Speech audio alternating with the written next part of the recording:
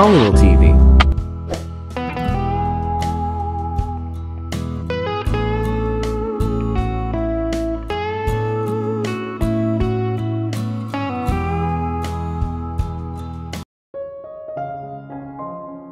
Sabi ko sa iyo, hinding-hindi ka makakatakas sa akin, Monica. Ipinapangako kong papatayin ko ikaw, bago matapos ang gabing ito. Sumisitsit siya na galit sa pagitan ng sumalubong na mga ngipin habang nakataas siya sa akin. Nakahiga ako sa sahig, gumulong-gulong dahil sa napakasakit na suntok sa aking bungo. It hurts like hell na parang nahati ang ulo ko sa dalawa. Lumaki ang takot ko sa laki ng halimaw nang magsalita siya, at dahan-dahang tinawid ang natitirang distansya sa pagitan namin na ngayon ay dumampi na ang paa niya sa mga hita ko. Kahit ipikit ko ang mga mata ko, at hindi ko siya makita ay nakikilala ko pa rin siya. Hindi ko makakalimutan ang boses na iyon, habang nabubuhay ako. Ang kanyang mga salita ay mananatiling magpakailanman sa aking alaala at patuloy na magbibigay sa akin ng mga bangungot sa araw-araw. Dumausdes ang mainit na likido sa aking ulo pagkatapos ay bumaba sa aking damit. Automatikong lumipad ang mga kamay ko sa ulo ko at nang hawakan ko ang mga daliri ko sa harapan ko at dumapo ang tingin ko sa mga kamay ko. Dugo ang nakita ko, sarili kong dugo. Ang pulang-pulang likido ay dumikit sa aking mga daliri na parabang isinasawsaw ko ang aking mga kamay sa isang balde ng pintura. Bumaliktad ang tiyan ko, sabay taas ng apdo sa lalamunan ko at bigla na lang akong sumuka. Ayaw ko sa dugo, lalo na sa sarili kong dugo. Nagdadala ito sa akin ng maraming unpleasant memories. Papatayin kita, Monica. Papatayin kita. Gumalaw ang nakabot na paa niya sa dibdib ko at pilit niyang idiniin iyon doon na nagpatigil sa paghinga ko. Pero bago ko gawin yun, papahirapan muna kita gaya ng pagpapahirap mo sa emosyon ko. Dagdag pa niya, mahina niyang binigkas ang mga salita ngunit parang kutsilyong bumaon ito sa akin ng malalim. Nanginginig ako sa takot at pangamba habang patuloy niyang idiniin ang mga paa niya sa dibdib ko. Lumipad ang mga daliri ko sa paanan niya. Sa huling lakas ko, sinubukan ko siyang itulak palayo pero walang kwenta ang mga pagsisikap ko. Papatayin kita, Monica. Idiniin niya ang bawat salita na may boses na umaapaw sa determinasyon.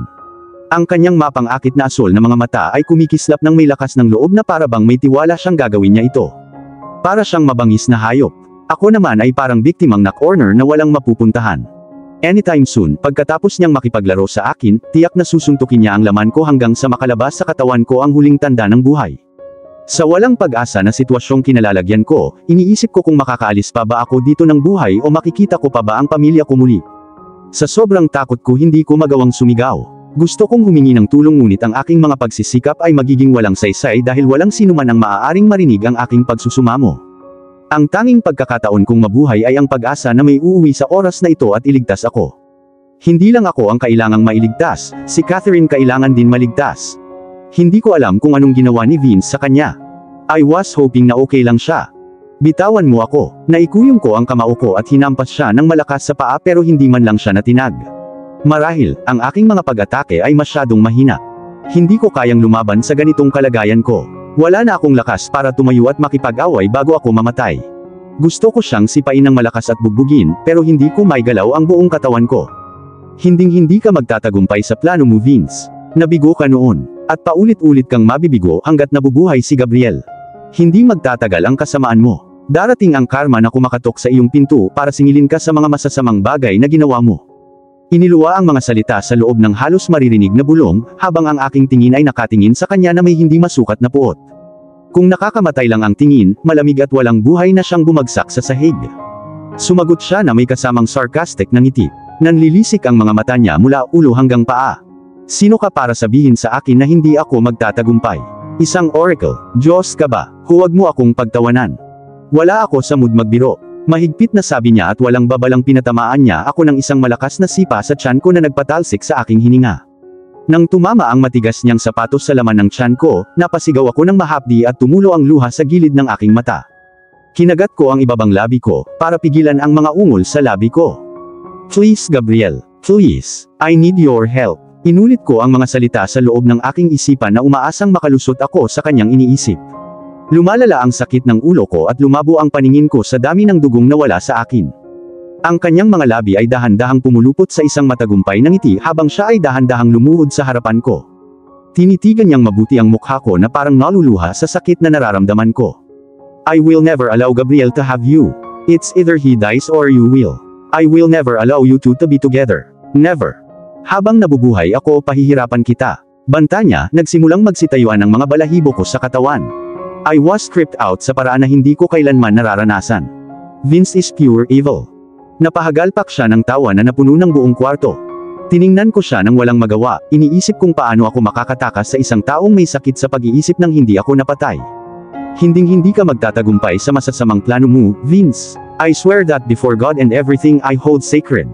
Sumuko ka na lang. Wala kang magagawa, kawawa ka naman. Pang-iinis niya sa kapinaulanan ng suntok ang mukha ko na nagpamanhid sa pisngi ko at pumutok ang labi ko.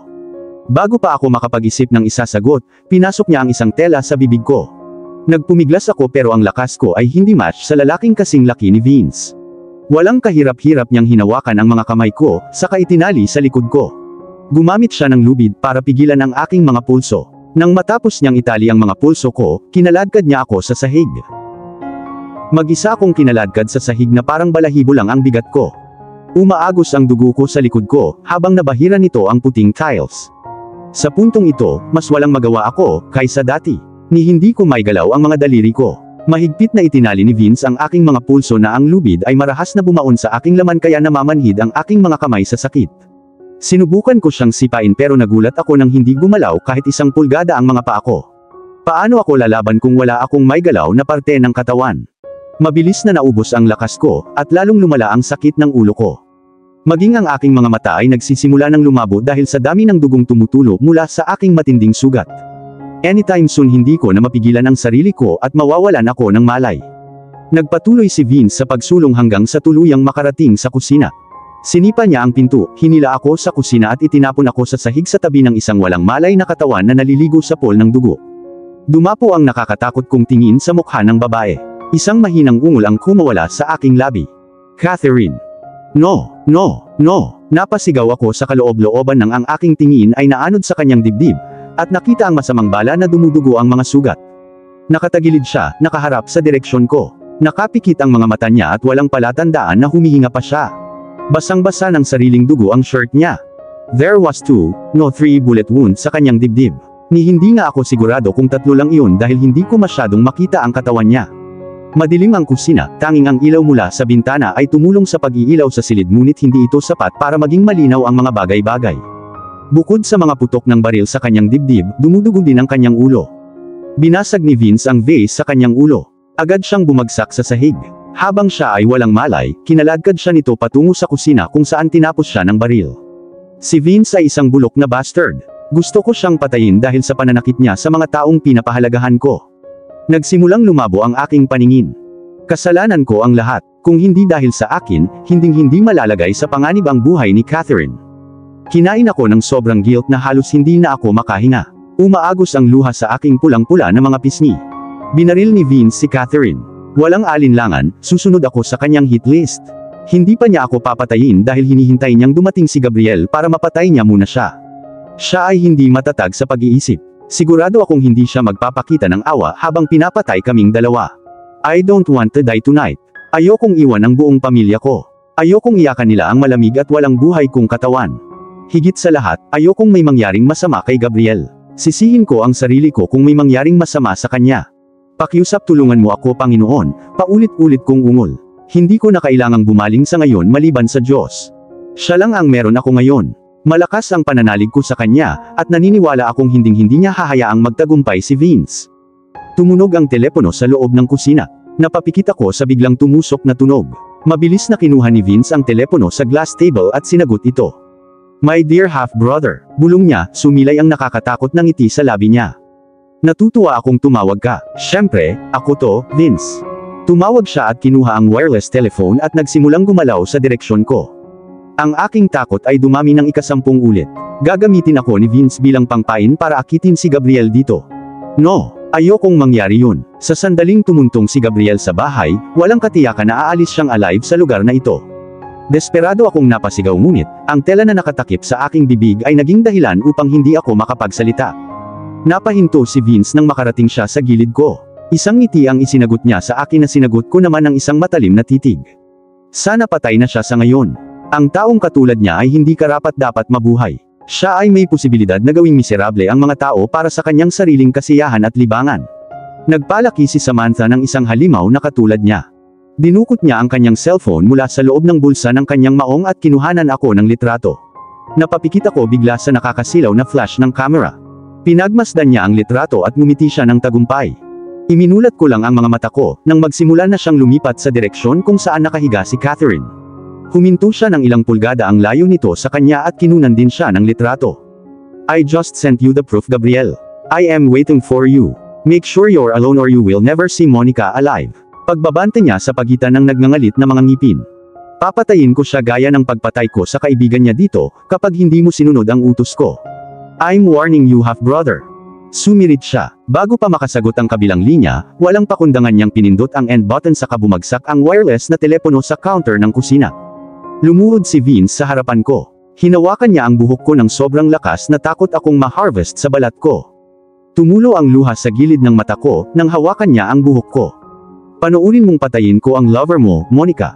Bulong niya sa tenga ko. Pero bago ko siya patayin, sisiguraduhin ko munang pahihirapan siya. Tinulak niya ako ng malakas at bumagsak ang ulo ko sa sahig. Napangiwi ako sa sakit. Nagpapasalamat ako kapag hindi niya ginawang hawakan ulit ako. Sa halip, umupo siya sa upuan sa harap ng mesa sa kusina at itinuon ang atensyon sa baril na nagpapahinga lang sa ibabaw. Pinulot niya ang sandata at sinimulang laruin ito gamit ang kanyang mga daliri. I wonder kung sino ang una kong papatayin. Well, maaari akong magsaya sa iyo habang nanunood si Gabriel. Iyon ay magiging napakasaya sa aking bahagi. Isipin mo kung ano ang mararamdaman ni Gabriel habang pinapanood niya akong pinagsasamantalahan ang kanyang asawa. Pumikit siya at umuungol na parang ini-imagine niya ang eksena sa isip niya. Tapos nanlaki yung mata niya, isang malutong na tawa ang bumungad sa kanyang mga labi. Nawalan na ng kontrol si Vince. Napahiga ako sa sahig na nagngangalit sa galit, kung may hawak akong baril, maaari ko siyang barilin sa sandaling iyon. Ang aking ulo ay nagiging mas mabigat sa bawat sandali at ang aking mga talukap. Mabilis akong pumikit, nilalabanan ang gana na makatulog ngunit walang silbi ang aking mga pagsisikap. Habang pilit kong pinipigilan ang sarili kong gisingin ay lalo akong hinila sa mga portal ng kadiliman. Sa huli, natalo ako. Pumikit ang mga mata ko at bago ko pa man lang namalayan, hinila na ako papunta sa isang lugar kung saan walang iba kundi isang walang katapusang kaharian ng kadiliman. At least makakapagpahinga ako kahit saglit, sabi ko sa sarili ko habang nilalamon ako ng buong itim ng dilim. Ipinagdarasal ko na lang na sana matapos na ang pagsubok na ito sa lalong madaling panahon pagkagising ko. Higit sa lahat, I pray Gabriel will be safe. Kung may nangyaring masama sa kanya hindi ko alam kung kakayanin ko. Hindi ko alam kung gaano ako katagal na wala ng malay, nang magsimula akong magbuga ng hangin. Naninikip ang dibdib ko, at hindi ako makahinga na parabang nalulunod ako. Nanlaki ang mata ko. Ang unang bumati sa akin ay si Vince na nakataas sa akin na may hawak na pitchel na walang laman. Binuhusan niya lang ako ng malamig na tubig para magising ako. So gising ka na rin sa wakas, sabi niya habang pinapanood akong hinahabol ang paghinga ko. Ang mukha ko ay agad na napalitan ng isang pangit na maskara ng galit. Bumalik ako sa katinuan ko at pilit kong kinakalas ang tali na nakatali sa aking mga daliri, ngunit ito ay masyadong mahigpit at ang aking mga pagsisikap ay nawala ng saysay. Dapat kong palayain ang sarili ko. Inulit ko ang mantra sa loob ng aking ulo habang ginagawa ko ang aking makakaya para tanggalin ang mga lubid na humahadlang sa aking paggalaw. Nagpupumiglas pa ako nang tumunog ang mga yabag na papalapit sa hall. Sabay kaming napalingon ni Vince sa pinto. Tumalon ang puso ko sa loob ng dibdib ko. Andito na si Gabriel, sabi ng boses sa utak ko. Biglang, takot na hindi ko alam na kaya kong saktan ako ng husto. Walang alinlangang sasaktan siya ni Vince. No, huwag mo sanang hayaang saktan siya ni Vince. Pakiusap, tahimik kong pakiusap. Nang malipat ang tingin ko sa mukha ni Vince, ang kanyang mukha ay kasing dilim at banta ng kanyang kaluluwa. Ang kanyang mga labi ay pumulupot sa isang nakakatakot na ngiti na nagpanginig sa aking gulugod habang tinitingnan ko ito. Gusto kong iligtas si Gabriel, pero paano ko ililigtas ang lalaking mahal ko kung hindi ko man lang nailigtas ang sarili ko? Kinuha ni Vince ang baril sa kanyang hip holster at itinutok sa akin. Sa liwanag na tumatagos sa salamin na bintana, nakita kong lumabas si Gabriel sa nakabukas na pinto. Madilim at banta ang ekspresyon niya. I swear, hindi ko pa siya nakitang ganito kagalit. May hawak na baril si Gabriel at nang makita si Vince, itinutok niya ito sa direksyon niya. Nang makita niya akong nakahiga sa sahig na may nakatutok na baril sa ulo ko, natigilan siya. Ibigay mo sa akin ang baril mo, half-brother, or else, tumalsik ang utak ni Monica sa sahig, pananakot ni Vince. Nang hindi man lang natinag si Gabriel, idiniin niya ang suntok ng baril sa ulo ko.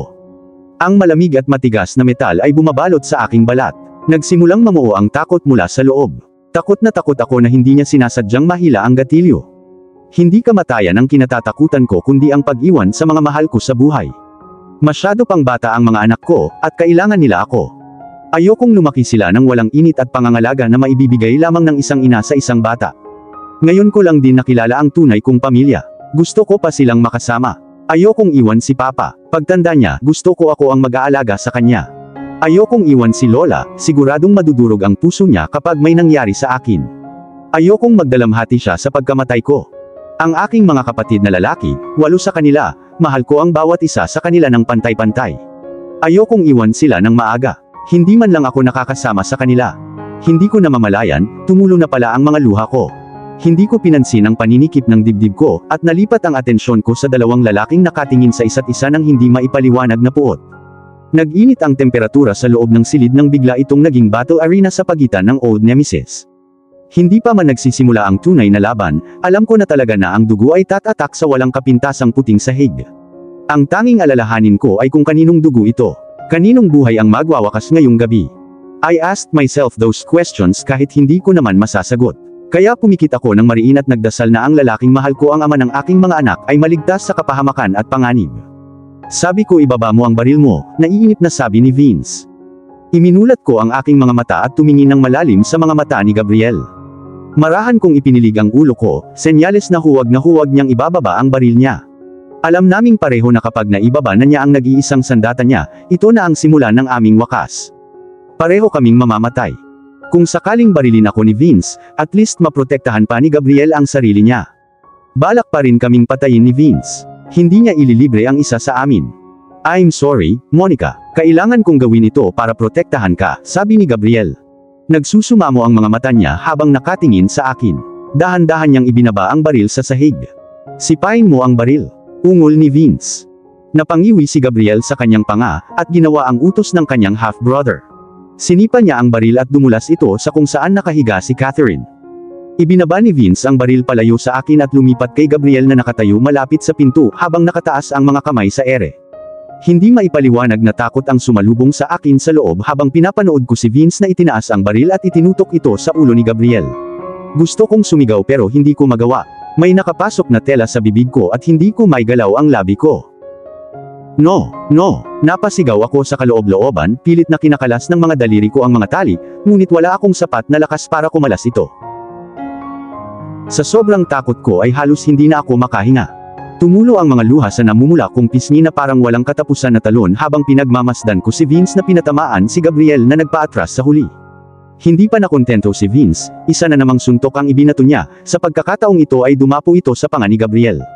Sapat na ang puwersa para madapa ang kapatid sa sahig na dumudugo na ang labi. Ang panunood ng eksena ay nadudurog ang aking puso sa maraming piraso. At ang katotohanang wala akong magawa para pigilan ito, ang pinakamasakit sa puso ko. Hindi mo alam kung gaano ako katagal naghintay para mangyari ito. Naiinis na sabi ni Vince. Ang matalim niyang titig ay hindi umaalis sa kapatid. Inangat ni Gabriel ang mukha niya para mapatingin siya kay half-brother. Pinunasan niya ang dugo sa gilid ng labi niya. Hinihintay ko rin ito. Sinira mo ang pamilya ko at ngayon ang araw na babayaran mo ito. Sagot niya sa malamig na paraan na maaaring nagyelo sa kailaliman ng underworld. Sarcastic na ngiti ang isinagot ni Vince. Inagaw mo ang akin. Binabawi ko lang siya. Monica was never yours. And I swear, hanggat nabubuhay ako, hinding-hindi ka magkakaroon ng pagkakataon na maging iyo siya. Panata ni Gabriel sa boses na kasing tigas ng bakal. Nabaluktot ang mukha ni Vince sa isang pangit na maskara ng galit. Hanggat nabubuhay ka, haharangin mo ako, kaya naman susulitin ko ang pagkakataong ito para patayin ka at kunin ang babaeng mahal mo. Nang walang babala, sinapak niya ang tiyan ni Gabriel. Bumagsak siya sa lupa, nanginginig sa sakit. Ang masakit na daing na nagmumula kay Gabriel ay tila mas nalulugod kay Vince. Napakunot ang kanyang mga labi sa isang matagumpay na ngiti habang paulit-ulit siyang sinisipa. Hindi makalaban si Gabriel dahil nakatutok sa kanya ang baril ni Vince. Kahit gusto niyang lumaban, natatakot siya sa hindi sinasadyang pumutok ang baril at hindi sinasadyang tamaan ang alinman sa amin. Habang pinagmamasdan ko ang aking minamahal na binugbog sa isang pulpol, halos ramdam ko rin ang kanyang sakit. It hurts like hell to witness the man I love tortured because of me. Gusto kong sumigaw pero hindi man lang ako nakapagsalita kaya napatingin na lang ako kay Gabriel na walang magawang gumugulong sa sakit, bugbog at binugbog. Ano kaya ang pakiramdam na makitang unti-unting namamatay ang minamahal mo sa harap mo, Monica? Dahan-dahang lumingon sa akin si Vince. Mademonyo ang kanyang bibig na parang nasisiyahan sa kanyang ginawa. Plano kong pahirapan ang asawa mo hanggang sa hindi na niya makayanan, pero dahil nauubusan na ako ng oras ay bibilisan ko ang proseso.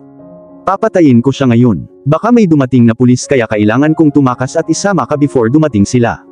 Nanlaki ang mata ko. No, no. Napasigaw ako nang walang magawa pero walang nakarinig sa tahimik kong pagmamakaawa. Magpaalam ka sa husband mo, Monica, sabi ni Vince. Dahan-dahan niyang itinutok ang kanyang baril kay Gabriel na hindi pa nakakarecover sa pambubugbog.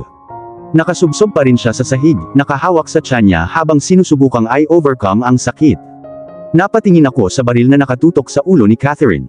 Imposibleng maabot ko ito kapag hindi ako makagalaw ng 1 pulgada. At kahit makapulot ako ng baril, nakatali ang mga daliri ko sa likod ko at hindi ko maiputok ng maayos ang baril. Lahat ng pag-asa ay tumakas sa aking katawan. So ito na ang katapusan namin. Napaisip ako ng masama. Hindi ko kayang makitang unti-unting namamatay si Gabriel, hindi ko lang kaya, mamamatay din ako. Ang buhay kasama siya ay naging isang magulong roller coaster, ngunit pagkatapos ng lahat ng mga taon na ito ay siya pa rin ang tanging naisip kong makakasama sa buong buhay ko. At sa kabila ng lahat ng nangyari sa pagitan namin, mahal ko siya. At ngayon, sa pag-aakalang mawawala na siya magpakailanman, ay nagdadala sa akin ng hindi maisip na sakit. Please Lord help us. I prayed as tears moved down my cheeks. Mangyaring huwag hayaang manalo ang kasamaan, pakiusap ko sa loob. Hinawakan ni Vince si Gabriel sa kwelyo, at itinutok ang baril sa mukha nito. Nahulog siya at nauntog ang ulo niya sa sahig. Nagsisimulang dumugo ang kanyang ulo. Ang panunood sa pulang likidong dumadaloy sa kanyang mukha ay sinaksak ang aking marupok na puso gamit ang isang haka-haka na kutsilyo. Parang binubugbog din ako. It's over, Gabriel. Say your last words. Go to hell, bulalas niya, tumutulo ang dugo sa labi niyang may bugbog. Ikaw muna ang mapupunta sa impyerno, hindi ako, sabi ni Vince at itinutok ang baril sa ulo ni Gabriel. Napahikbi ako habang pinagmamasdan ang unti-unting paglalahad ng eksena. Hindi pa ako natakot ng ganito sa buong buhay ko. Pumikit ako ng mariin hanggang sa may nakita akong starburst sa mata ko. Nanginginig ang aking mga labi sa isang tahimik na panalangin. Putok ng baril. Natigilan ako nang umalingaw ang putok ng baril sa 4 na sulok ng kusina pagkatapos ay isang malakas na kalabog ang sumunod. Bumagsak ang isang katawan sa sahig. Mas lalong bumuhos ang mga luha ko sa pagkakataong ito, at hindi napigilang nanginginig ang mga balikat ko. Takot na takot akong imulat ang aking mga mata, dahil hindi ko kakayanin ang masamang eksena na malapit nang tanggapin ang aking paningin. Ang makita si Gabriel na nakahiga sa sahig na puno ng dugo ay isang tanawin na hindi ko malilimutan pagkatapos ng kamatayan. Unti-unting nauubos ang lahat ng lakas na natitira sa aking katawan. Dahan-dahan kong idinilat ang aking mga mata at sa hindi inaasahang pagkakataon ay bumagsak ang aking bibig sa sahig. Buhay na buhay si Gabriel at ang lalaking nakahandusay sa sahig na naliligo sa dugo ay si Vince. Ilang beses kong kinusot ang mga mata ko para makasigurado na hindi lang ako nag-i-imagine ng mga bagay-bagay. Nang lumuha ang mga mata ko, nanatiling ganoon ang eksena sa harapan ko. Nagulat pa ako nang may nagsalita sa tabi ko. Monica, ayos ka lang ba? Si Catherine iyon. Pagtingal ako sa kanya, nakita ko ang aking kaibigan na nakatayo sa kanyang mga paa, ang kanyang kaliwang kamay ay nakahawak sa kanyang sugat sa kanyang kanang balikat, at sa kanyang nakaunat na kanang kamay ay nakita ko siyang may hawak na baril. Nanlaki ang mga mata sa kaluwagan, patuloy akong nakatitig sa aking kaibigan, tumutulo ang mga luha sa aking pisngi ng sagana. Ang aking tingin ay dumapo sa kanyang dibdib, nandoon pa rin ang mga bala ngunit hindi naman siya nasugatan tulad ng naisip ko noong una. Ang tanging nakakaalarmang pinsala niya ay ang tama ng bala sa kanyang kanang balikat na patuloy na dumudugo. Ang bulletproof vest na suot niya sa ilalim ng kanyang oversized na shirt ay nagligtas sa kanya mula sa isang pinsalang nagbabanta sa buhay. Mas lalong bumuhos ang mainit na agos ng luha mula sa mga mata ko, habang nakatingin siya sa akin. It's alright Monica, bulong ni Catherine na may katiyakan habang dahan-dahang lumalapit sa akin. Napakurap ako ng ilang beses habang pinipigilan ang pagpatak ng mga luha ko, ngunit hindi ito tumitigil sa pag-agos. Nang marinig ko siyang magsalita muli sa akin, ay gumaan ang pakiramdam ko. Isang mabigat na pasanin ang naalis sa aking dibdib. She's fine. Halos hindi ako makapaniwala. Akala ko nawalan ako ng matalik na kaibigan. Nang makarating siya sa gilid ko, hinayaan niyang mahulog ang baril na hawak niya sa tiled floor. Hinawakan niya ang bakal na punyal mula sa holster na nakatago sa kanyang baywang bago lumuhod sa sahig, at nagpatuloy sa paglaslas sa lubid na mahigpit na nagbibigkis sa aking mga pulso. Gumaan ang loob ko nang mahulog ang lubid sa sahig na parang patay na ahas. Iniunat ko ang aking mga kamay hanggang sa nagsimulang dumaloy ang dugo sa aking mga daliri. Ang sarap sa pakiramdam nang maramdaman ko ulit ang mga daliri ko. Isinara ni Catherine ang kanyang punyal at ibinalik ito sa kanyang holster. Tapos hinawakan niya yung kamay niya sa akin. It's all over now, Monica. Ligtas tayong lahat. Iyon lang ang mahalaga. Hinawakan ko ang kamay niya, at marahan niya akong tinulungang makatayo. Inaalaw ako ng init ng mga palad niya. Dahan-dahan akong nakahinga. The moment I was standing on my feet, hinawakan ko ng mahigpit ang kamay niya. Salamat, Kat. Kung hindi dahil sa'yo, mamamatay kami ni Gabriel, bulong ko.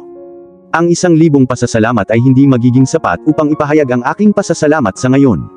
Sa halip ay hinawakan ko ng mahigpit ang kamay niya. Sa ganoong paraan, mararamdaman niya kung gaano ako nagpapasalamat.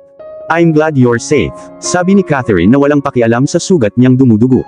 Ayos lang ako. Ikaw ang inaalala ko. Duguan ka pa. Sabi ko, ang aking mga mata ay nakatingin sa kanyang sugatang balikat na may pag-aalala. Ayos lang ako, hindi ako mamamatay dito. Sagot niya, nagkibit balikat. Marahan niyang tinapik ang likod ko, hinihimok akong lumapit kay Gabriel na nakahandusay sa sahig, nakasandal ang likod sa dingding. Napakagaan ang loob ko nang makitang buhay si Catherine, kaya muntik ko nang makalimutan si Gabriel. Gabriel, bulong ko, at dahan-dahang naglakad papunta sa direksyon niya. Nilagpasan ko ang katawan ni Vince. Muntik na akong masuka nang dumapo ang aking mga mata sa putok ng baril sa dibdib niya, at sa pool ng dugo sa paligid niya. Masyadong maraming dapat tiisin ang morbid scene, kaya napaiwas ako ng tingin. Hindi na ako nagulat na wala akong naramdaman nang matitigan ko ang bangkay ni Vince. Hindi man lang ako naawa sa kanya. He deserved it all. Sa totoo lang, higit pa doon ang nararapat sa kanya. Sana mabulok siya sa impyerno sa lahat ng ginawa niya para sa amin. Gabriel, mahinang sabi ko nang makarating ako sa gilid niya. It's over, dagdag ko at tumabi sa kanya sa sahig. Binuksan niya ang kanyang mga mata na nakapikit. Tumingin siya sa akin at ngumiti. I'm glad you are safe, sabi niya habang nangingilid ang luha sa kanyang napakagandang asul na mga mata. Sinalamin ko ang ngiti niya. Nangingilid ang mga luha ko habang nakatingin sa kanya. Akala ko mawawala siya sa akin ngayong gabi. I was so damn scared. Come here, love. Hinila niya ako palapit sa kaniyakap ako na parang ayaw niyang bumitaw. Isinandal ko ang aking ulo sa kanyang malalakas na balikat at ipinulupot ang aking mga braso sa kanyang leeg. Sa sandaling iyon habang hawak niya ako, tumigil ang pag-ikot ng mundo ko. I felt safe and secure habang hawak niya ako na parang hindi siya papayag na maagaw ako sa kanya. Nakakamanghang isipin na nagawa niyang mawala ang takot ko sa isang kisap mata sa pamamagitan lamang ng paghawak sa akin. Ang sandali ay napaka-magical na walang salita ang makakapaglarawan sa kaginhawaan na naramdaman naming dalawa habang hawak namin ang isa't isa.